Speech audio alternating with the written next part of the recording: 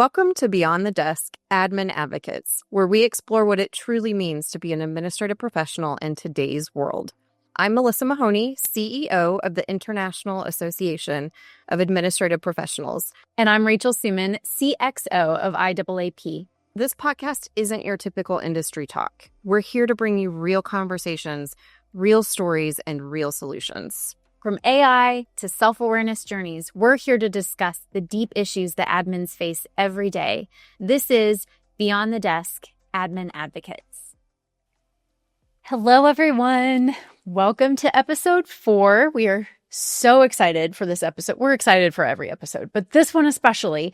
For those of you who listened in season 1, we did kind of a summit recap episode where we talked about some of the highlights from that summit. And we thought we should really do like a preview of summit episode.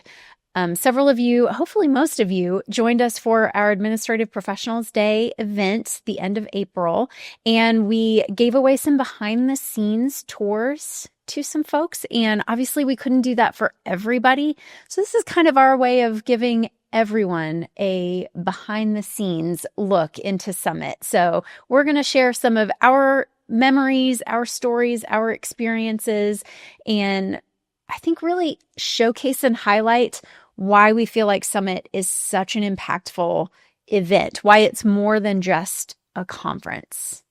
So let's dive in, unless you want to add something. No, I think that's perfect. I will caveat or, excuse me, asterisk this with, this is one of our favorite subjects, so we're going to try really hard to contain ourselves a bit and give you some of the insights that we think will really be helpful for you in decisioning if you should come to Summit, which the answer is yes, or, even just thinking about what that experience looks and feels like. That's really what our goal is, and we're going to do that with the authentic selves that we bring, because this is our absolute favorite time of the year, of the IAAP year. So hopefully you can feel that energy and excitement as we share this preview with you.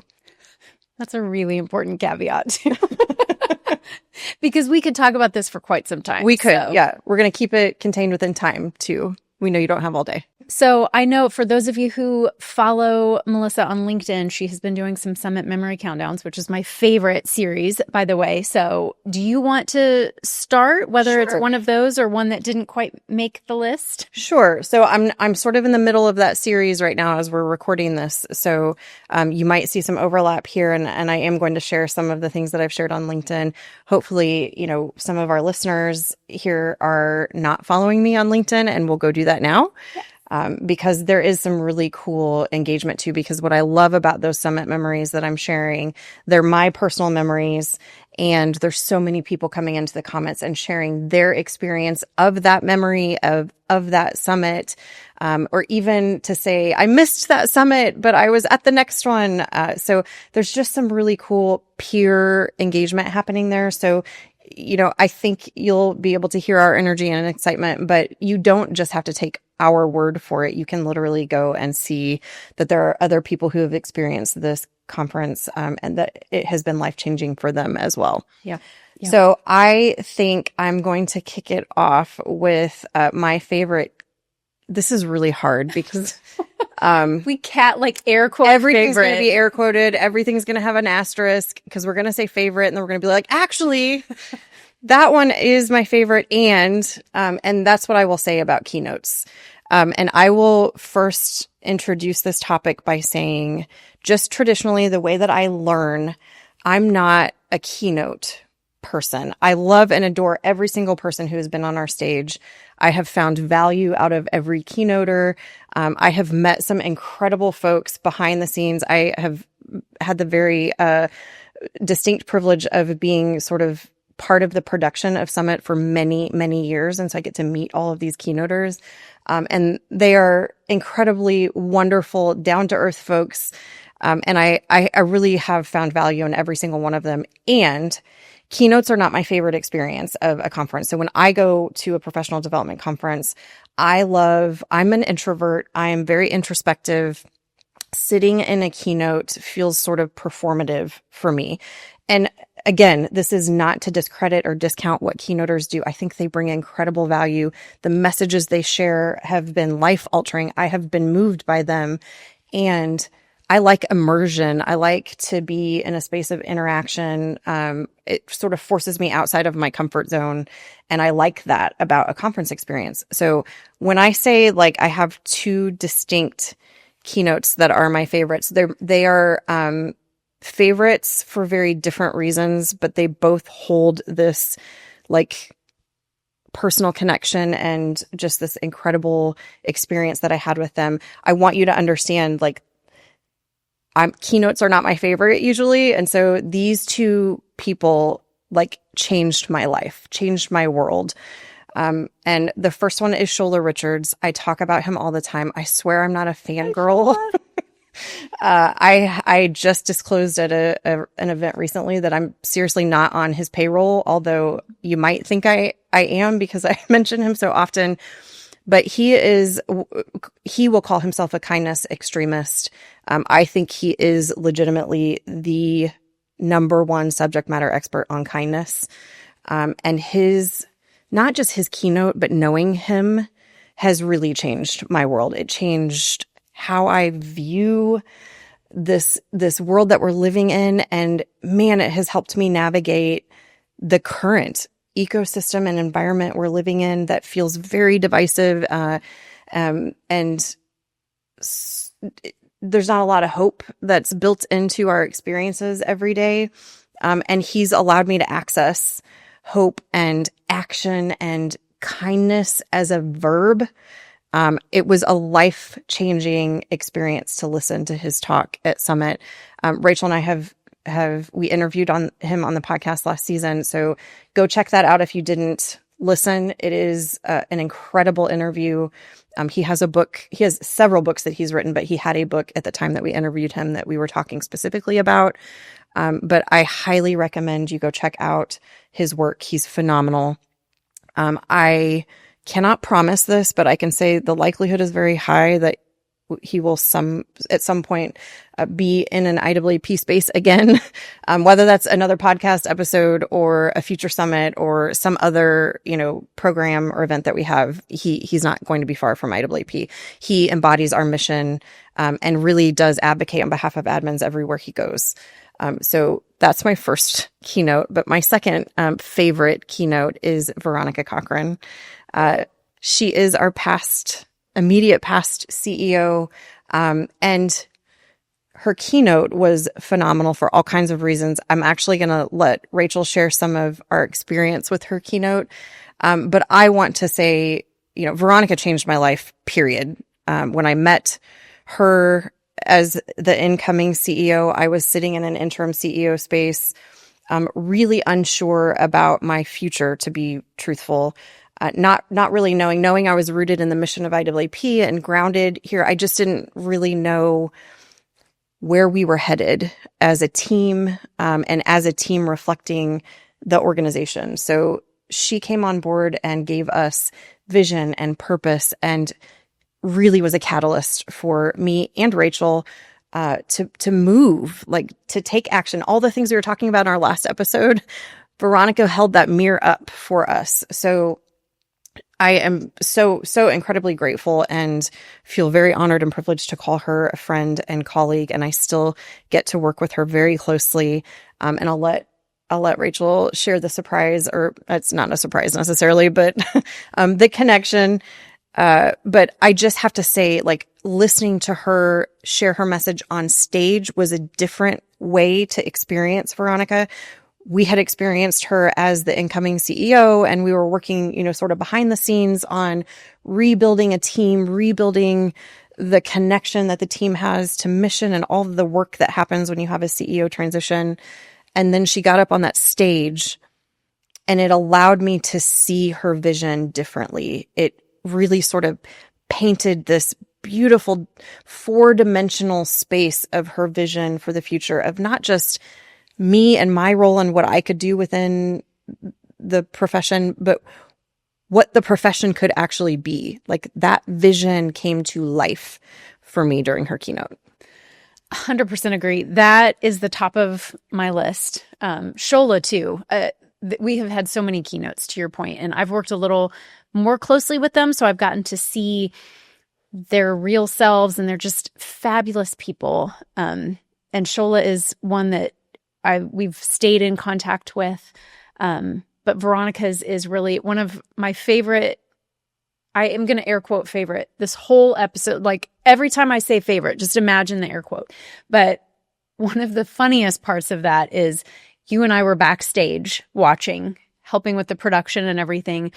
And Veronica has just this amazing way of truth bombing in a way that is impactful and kind all at the same time. And she was dropping some truth bombs, and both of us had to go to the bathroom so bad. Those of you who know us will not be surprised by that. And we didn't want to miss a minute. And so we finally got to a point and we were like, okay, let's run. And literally we ran from backstage to the restroom, hurry, ran back. There's a few summits that I've had to run at, but not many. And that was worth running for. It was like a sprint. And that was quite the feat for us. I think I was in heels. We were in heels. It was a whole thing, but totally worth it. This was in 2018, her very first year as CEO, and just, yes, one of my very favorite, because it was life. It breathed life and hope and possibility, everything that you said, into not only that summit, but the next few years that we had with her. So, the quote unquote surprise that you alluded to earlier is that Veronica is joining us again at this coming summit, y'all, in Chicago, 2025 summit. She will be here as our opening keynote. So those of you who are fan people of her, we know you are out there. We talk to you on the regular. People are still watching her 2018 keynote on our YouTube. Like I just talked to somebody a month or two ago that had watched it. So please come join us. If you can't be in Chicago virtually, but she will be back. We cannot wait. Yes. We're so excited to have her back. And just speaking to the fan people, like not only do we know that they exist, we are some. And just that experience is another one of my favorites at Summit is, watching people or listening to people who are like, oh, that was Veronica. It's one of our favorite things. So I for good reason, she has quite the following of folks who, she has such a powerful message and a powerful voice for the profession that we are just thrilled to have her back on the summit stage. And she's never gone away. So while she's sort of moved to a different role, I mentioned this earlier, but she and I have worked very closely together on a lot of strategic projects since she departed the official CEO seat. And so she has never been far from the work. So if you felt her presence, it's because she's been present this entire time. Yes, absolutely. Before I have another one that I want to move to, but I think it's really important for us to say how many summits we have, we are choosing from. This coming one in Chicago will be my 12th annual conference. We changed the name in 2015, but that 12th. I really don't know. I think it might be 13. 13 for you? I think it was one or two more than me. So yeah. So I didn't go to many when I was in my assistant role, which that's food for thought. So I don't think I really started attending annually until 2012. And then I've had to miss a couple for personal reasons. So I think I'm only one ahead of Rachel. I think I'm on 13. Which certainly not a competition. I'm just saying we have quite a few to choose from. And so this is a really tough. And some of them are different, which is actually kind of cool because I think a lot of people, we do run in obviously the same circle almost all of the time. So the Rachel and Mel dynamic, especially on site at Summit, I was looking through pictures for some of these memories and I'm like, man, there are not many pictures where we are not together. I kind of love that. I know, I do love it. And we do have some different experiences because I've missed a couple that Rachel has attended, and has supported me in my absence at those events. And then I have been to a few before Rachel's time and tenure. So just even sharing some of the differences in our experiences is a really cool thing. Well, this one that I'm going to share, I know is one of your very favorites too. So I will kick it off and then hand it to you. But the Parade of Nations at our summit is, I cannot overstate the impact. So for those of you who haven't been at our opening session, we have a parade of the flags, and it includes the flags of everywhere where IAAP has membership, where everywhere that IAAP has footprint. And that's looked a couple of different ways, and I've got a couple that I want to call out, but just that experience of being in the audience and seeing the impact that IAAP is having literally around the world is y'all, real talk, I have cried at everyone, true story. And there are a couple that really stand out in my memory. And the first one was 2022. And the reason that one stood out is not only had we changed things up a little bit, and there was a beautiful song that was being sung while the flags were going, which was a little unique for us, but that was our first true in-person summit after COVID.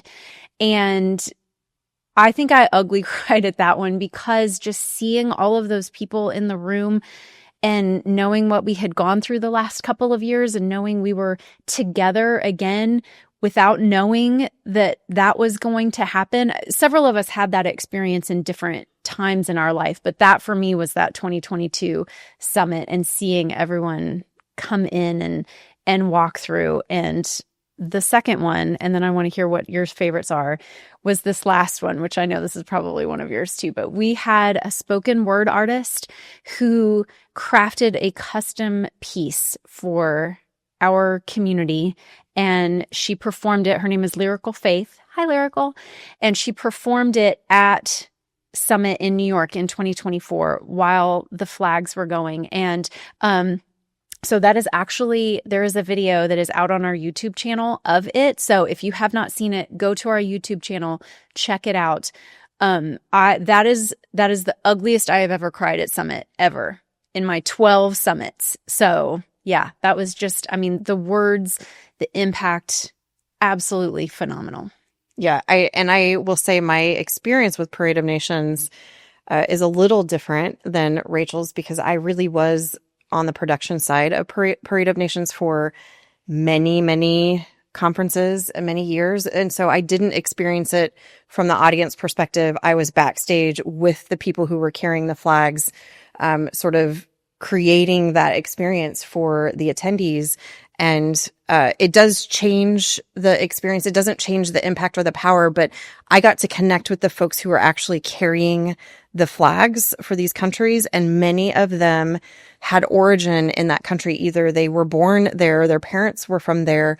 Somehow there were connections to those countries. That's not true for everyone. We had volunteers that would carry flags of folks who weren't at Summit.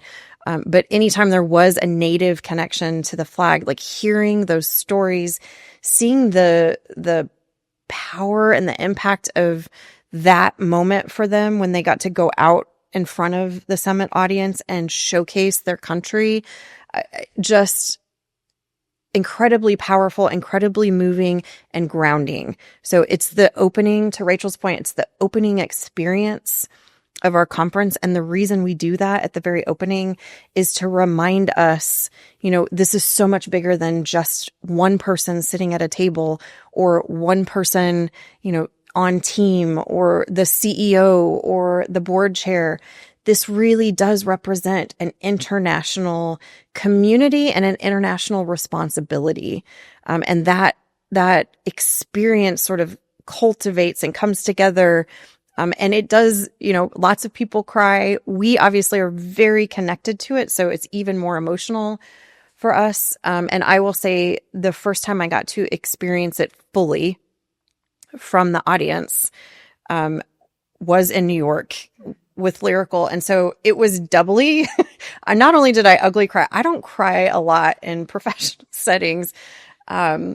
And it was beyond ugly cry. It was like, I almost left the room because Like I was like, next I don't level. know if I can be seen like this. I'm out of control. I'm losing it. Because it was my first time on the other side of the camera, so to speak.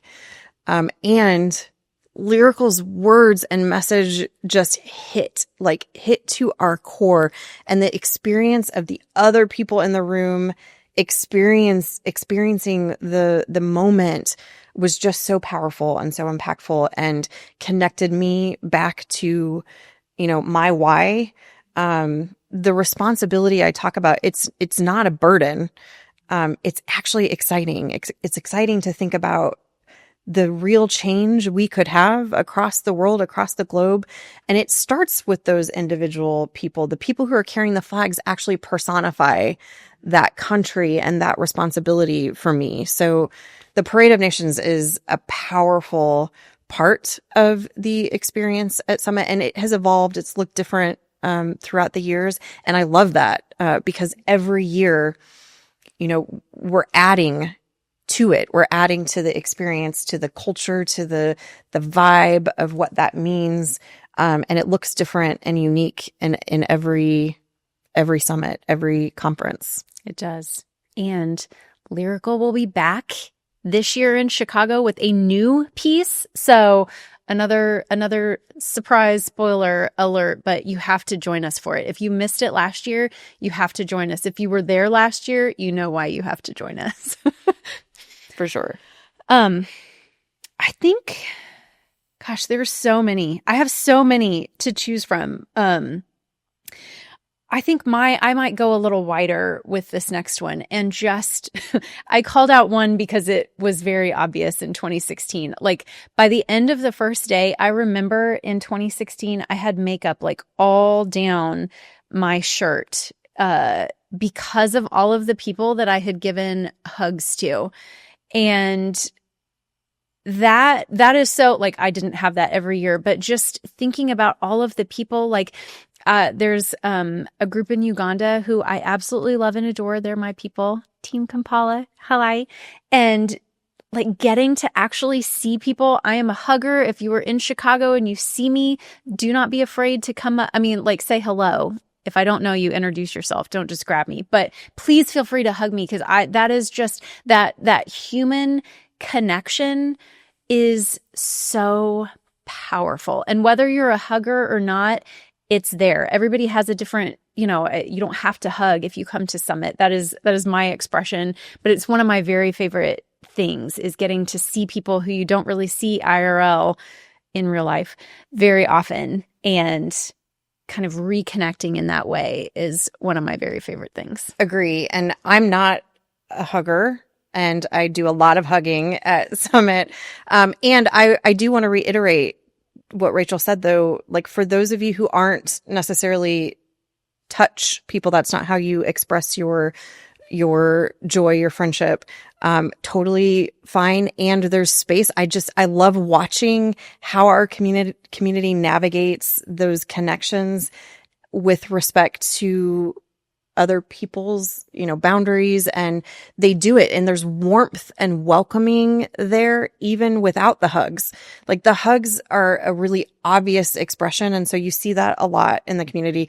I was going through pictures and I was like, wow, we have a lot of hugging photos, and it's so heartwarming and endearing. And there are so many photos of people where it's obvious there's connection, like real connection happening, and they're not touching. They're sharing warmth and connectivity and compassion and care for one another in ways that I have never experienced at another professional conference. And that's one of the things that I love about our summit, is it breaks professional boundaries in a good way.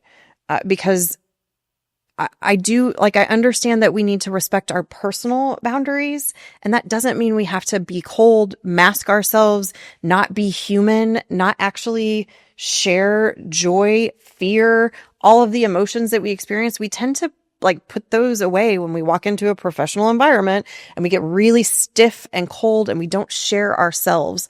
We're not authentic when we walk into those spaces. that's masking. We're masking our true selves to conform to this environment. And our professional environment, which it is still professional, newsflash, it breaks those boundaries because our community is warm, it is welcoming, and it does allow for personal boundary setting, but it also allows for people to show up authentically and really connect with one another. And I think that is one of the most powerful things that you can take away from Summit. If I was going to say, like, what's the number one reason you should come to Summit, it's that connection. It's truly, there's lots of benefits. We can talk about the training sessions that you'll sit in. We have phenomenal facilitators, awesome keynoters, great TED or ed talks that are, people, peers in the profession who are talking about their experiences. We have lots of different things that we have a tech forum this year that's super exciting. Lots of things that you can benefit from. We can list all the benefits for you. They're on our website. The value you're going to experience is finding a place where you belong.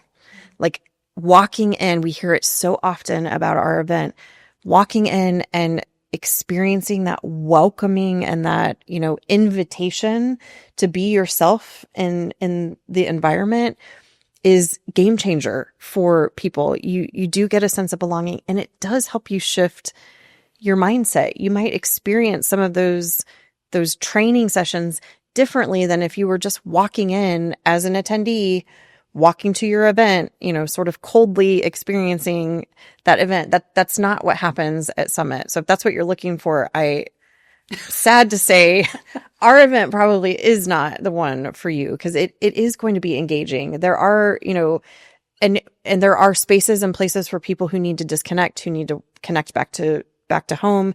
We have a quiet room for folks who need that space because it can get really overwhelming. I'm one of the people who uses the quiet room on site at Summit. So there's space for everyone there, and you do need to show up ready to make real lasting connections. Yeah, absolutely.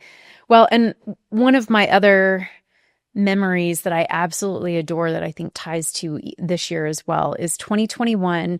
For those of you who remember, we offered free Summit thanks to the IAAP Foundation. Shout out! Any member could attend a virtual Summit for free. 2021, we were still kind of in pandemic area, so we couldn't bring everyone back together safely. And that's how we did it and made sure that the community stayed connected. And I absolutely adore that summit because it just really showcased our resilience as an organization, as a profession, as a community.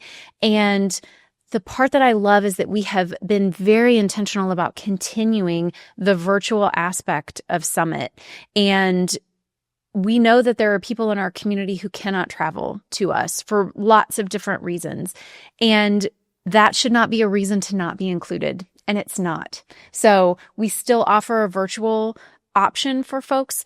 The chat is absolutely out of control, amazing. Like when you talk about engagement, that chat is regularly, you're engaging with other virtual attendees, you're engaging with in-person attendees, you're engaging with facilitators, moderators. We have you are completely set up as a virtual attendee to be in the space without being in the space. And I love that. And I think I safely speak for both of us when I say that is not going away anytime soon, as long as we can help it, because it is so impactful for the people who can't, for whatever reason, drive or get on a plane or whatever. Yeah, and I will shout out the foundation again, because not only did they support Free Summit, which really did launch our virtualization of our not just Summit, but all of our programming.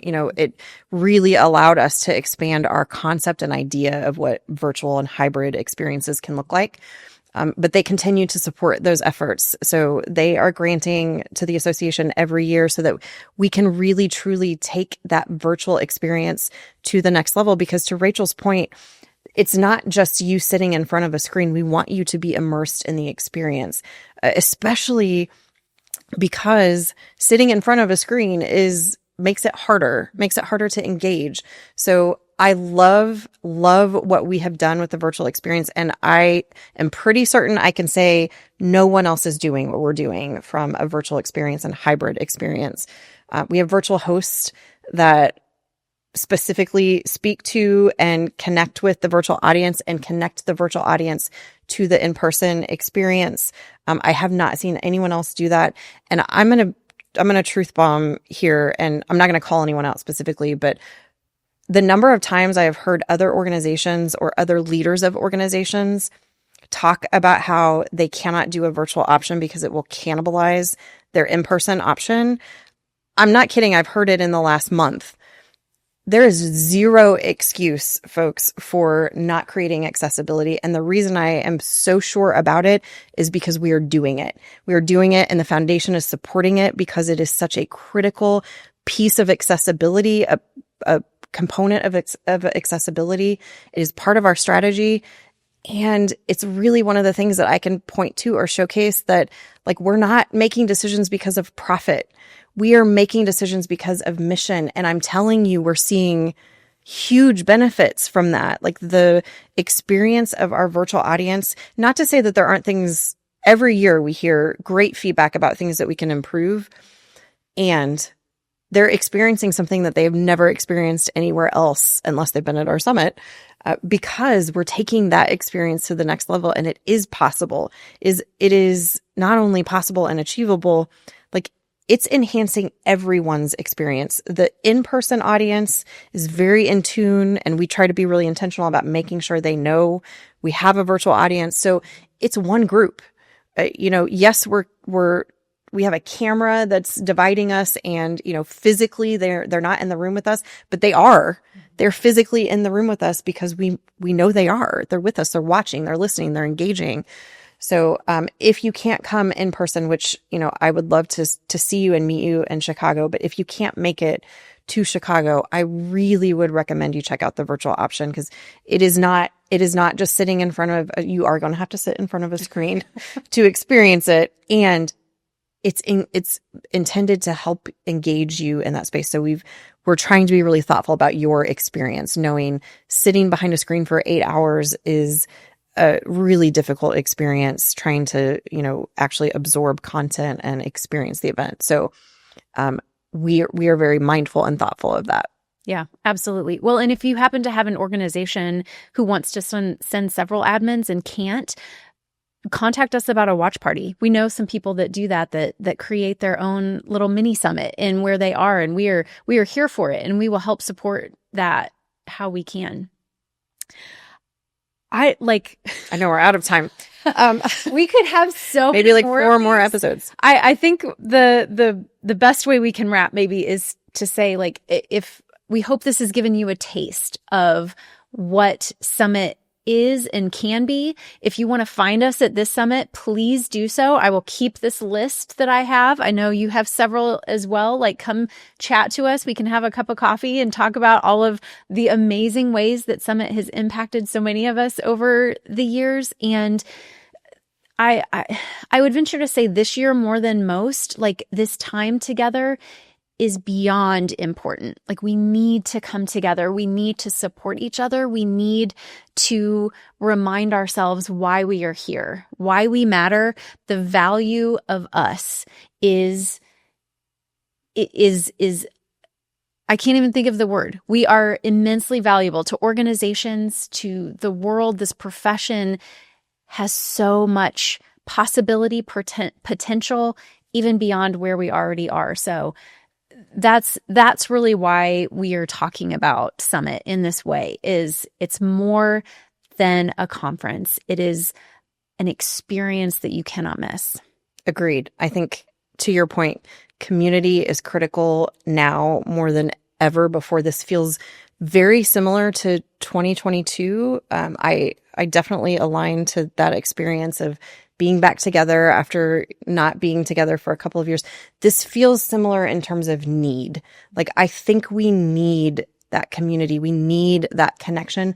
We need the sense of belonging, and you can experience that at Summit. So not only do we invite you, but we will welcome you. Both Rachel and I would be thrilled to meet you, whether that's coffee, whether that's a high five in the hallway, whether that's you sitting down and sharing your story with us. We would be thrilled to meet you.